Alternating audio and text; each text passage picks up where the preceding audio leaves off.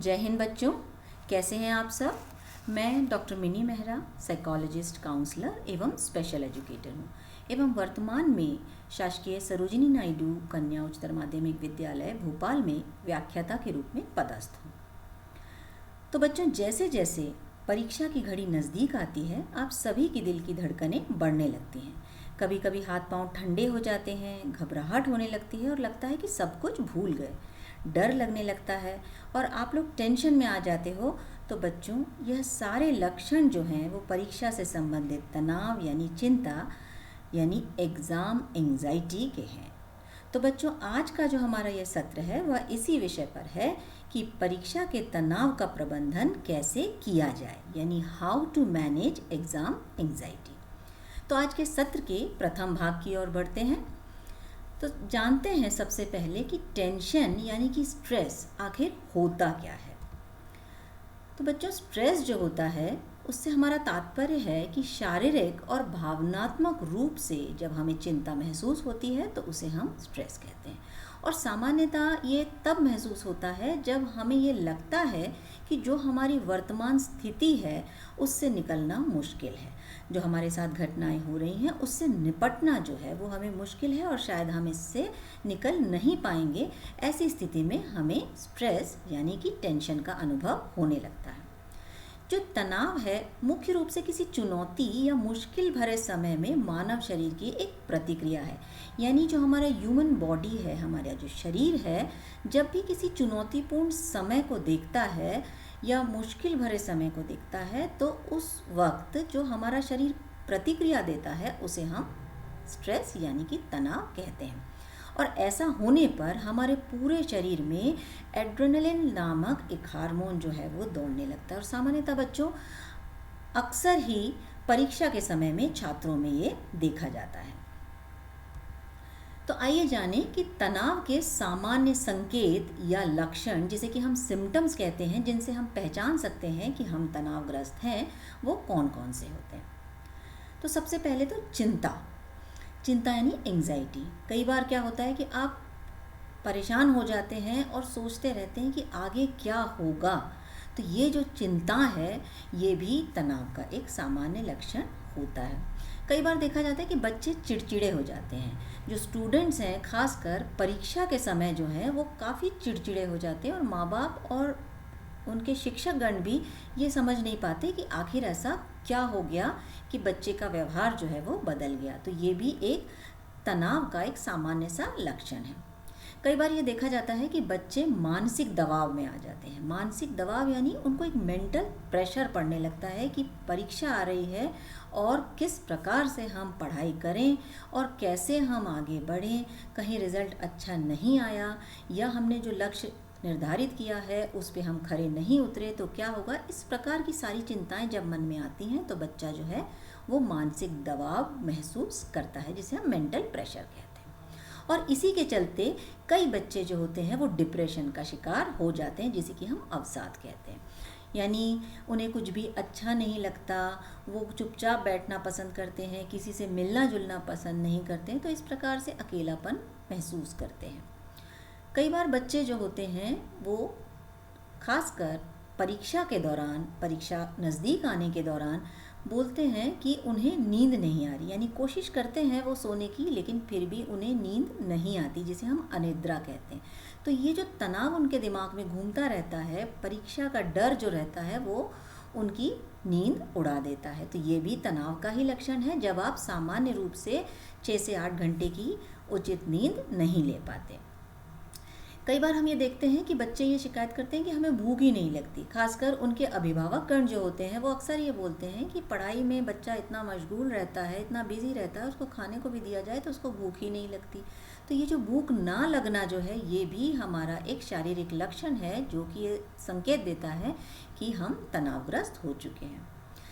कई बार ये भी देखा जाता है कि बच्चे अकेले रहना पसंद करते हैं, क्योंकि उनको मेंटल प्रेशर हो जाता है, उन्हें डर सताने लगता है, वो डिप्रेस्ड हो जाते हैं। तो ऐसी स्थिति में वो अपने आप को अकेला कर देते हैं, यानी उनको लगता है कि हम अकेले रहें तो ज़्यादा अच्छा रहेगा, दूसरों से मिलना जुलना भी पसंद नहीं करते। साथ ही साथ बच्चों में थकान भी एक लक्षण है। सामान्यतः बच्चों होना ये चाहिए कि जब आप सुबह उठते हैं तो हमेशा ही फ्रेश फील करते हैं, लेकिन जब आप तनावग्रस्त होते हैं तो जब आप ऐसी स्थिति होती है तो भले ही आप अच्छी नींद लेके उठे हों, लेकिन फिर भी आपको ऐसा लगता है कि आप दिन भर ही थकान महसूस कर रहे हैं।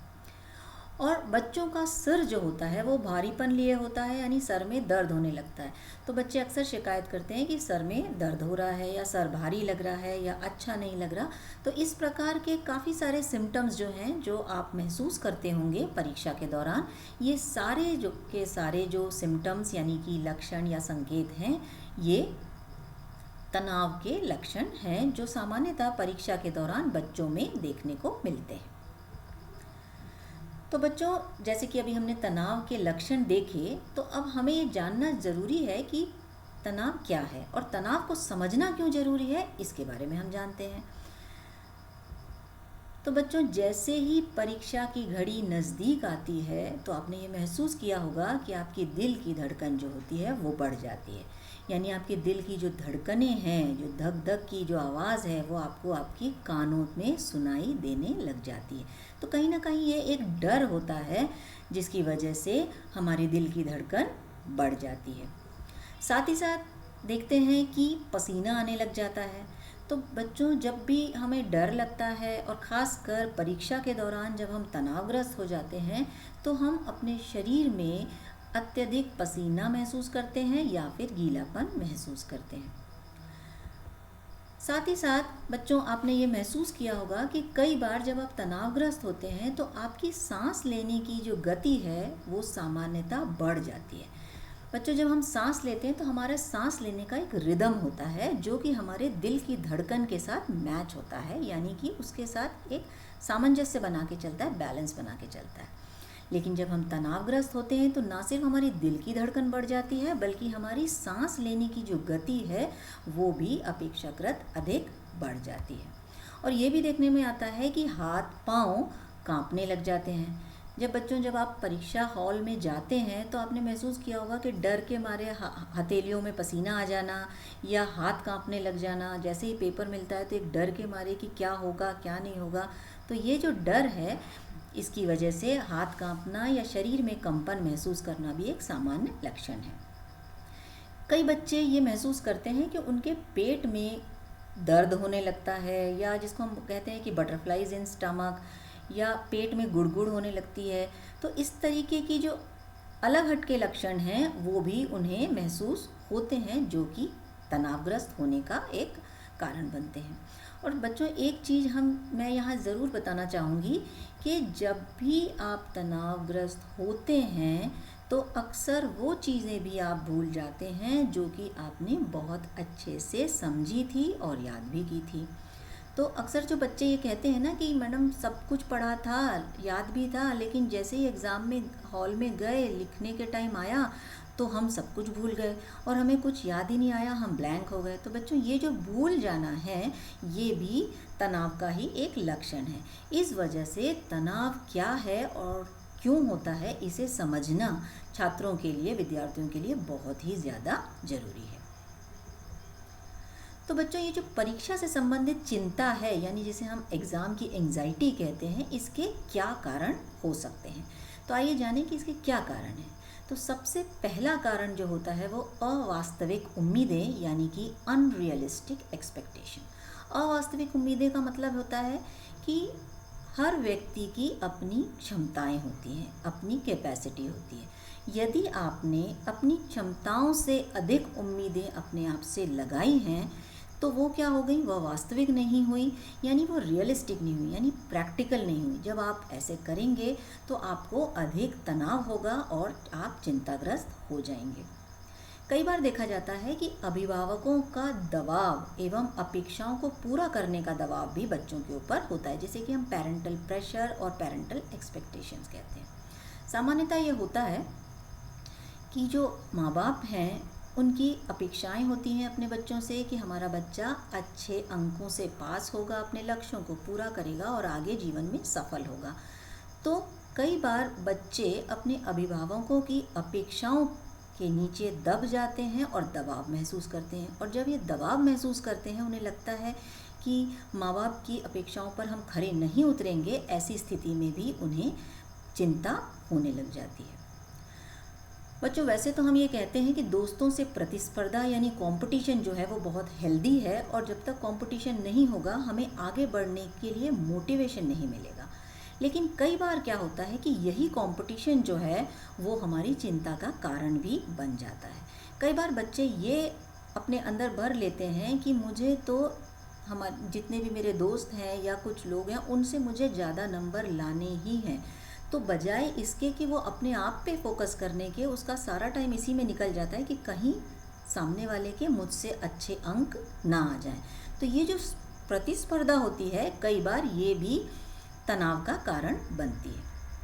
और साथ ही साथ बच्चों, कई बार बच्चों को में ये देखा जाता है कि उन्हें डर लगता है कि कहीं वो हार ना जाएं। यानी उन्होंने जो एक लक्ष्य अपने आप के लिए निर्धारित किया है, उन्हें ये लगता है कि शायद मैं उस लक्ष्य को प्राप्त ना कर पाऊँ।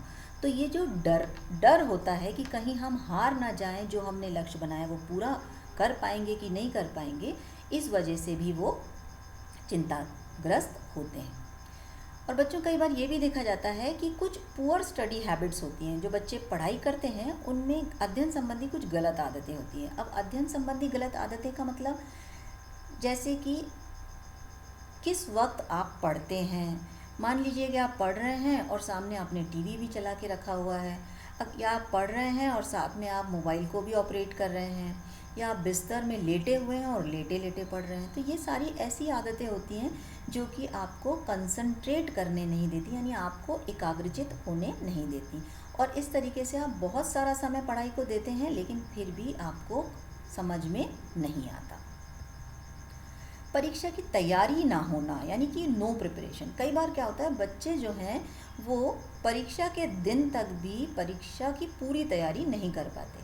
यानी जो उनका सिलेबस है, जो उनका पाठ्यक्रम है, उसे उन्होंने पूरा नहीं किया। अब जब आपने अपना पाठ्यक्रम पूरा नहीं किया है, तो ऐसी स्थिति में मन ही मन घबराना और डरना जो है ये बहुत ही स्वाभाविक सी बात होगी, जिसकी वजह से आप चिंताग्रस्त हो जाएंगे। और बच्चों, एक बात यहाँ मैं और कहना चाहूँगी कि कई बार क्या होता है कि बच्चों के अंदर जो एग्ज़ाम एंग्जाइटी है वो उनकी वर्तमान परिस्थितियों की वजह से नहीं होती, वर्तमान स्थिति की वजह से नहीं होती, बल्कि विगत परीक्षा के कुछ प्रदर्शन या कुछ ऐसे अनुभव होते हैं जिनकी वजह से उन्हें ये चिंता होती है।